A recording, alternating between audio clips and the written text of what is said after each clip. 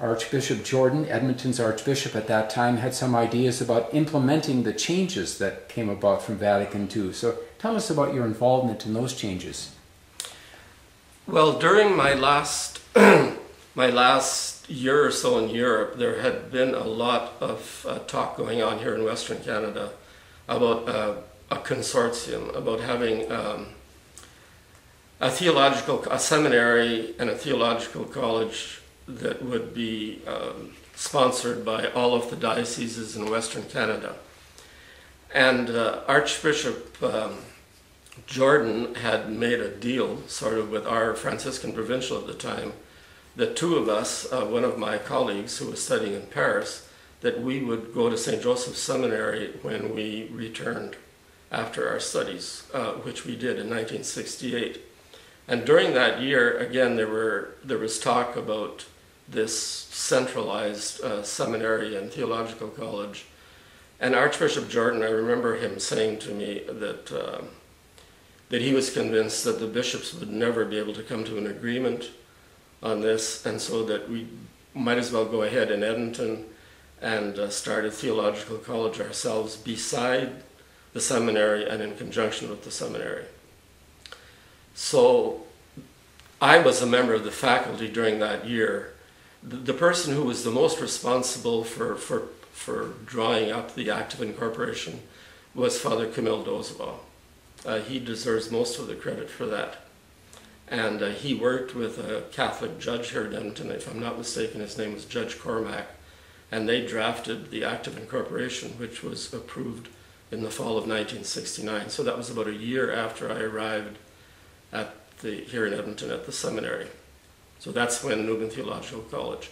Archbishop Jordan had been very influenced by Vatican II, and mainly in two areas. In the area of the formation of the lay people, he was very, very strong on the necessity of lay people becoming more of them deepening their faith. And the other aspect that had impressed him at Vatican II was ecumenism. So that was a large part of the vision that he had, and that we tried to incorporate when it began in 1969. So Newman Theological College opens its doors. What was that like to be teaching lay people, and I think women religious also joined the classes at that time. What was that experience like? Well, it was different. But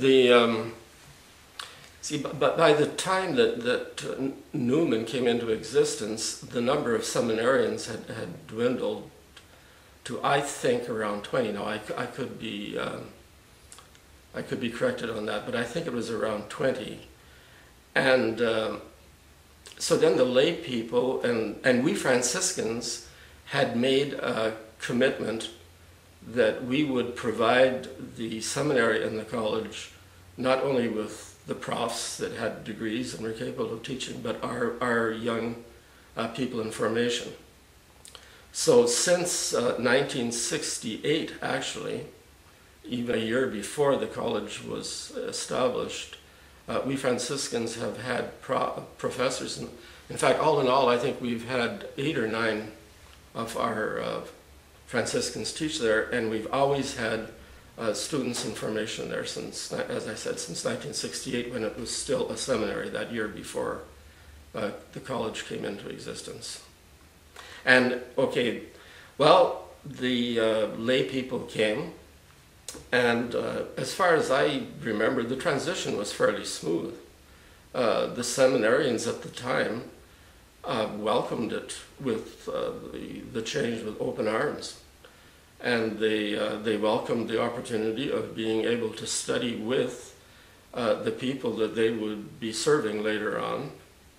And the lay people who came during the early 70s and right up until the early 80s, actually, well, it was an opportunity for them to get to know the people who would be their pastors later on. And that was part of the initial vision, really. And so it was a time of excitement And when I look back on it, the word I use is heady, the heady days of post-Vatican II at St. Joe's Seminary and Newman College. So, Father Don, tell me about your own role in this. What did you teach, and what was your various involvements at Newman over the years? I think that I became dean in about 1970, and then in 1973 until 78, with a short break, I was the, at that time it was called the principal of the college, now it's the president. And then I became dean another couple of times after that. I just finished being dean a year ago. I had a 5-year stretch. I considered my main contribution to Newman to be in the area of teaching. And I've taught various things in what's called systematic or dogmatic theology, but mainly in the area of Christology. If one is not familiar with what Christology means, how would you define that? Christology is a study of the person and the mission of Jesus Christ, in as much as, how would I say, who he was, what he did, and who he is now in the Christian community and what he does. And it's one of the most exciting branches of theology that you can possibly imagine.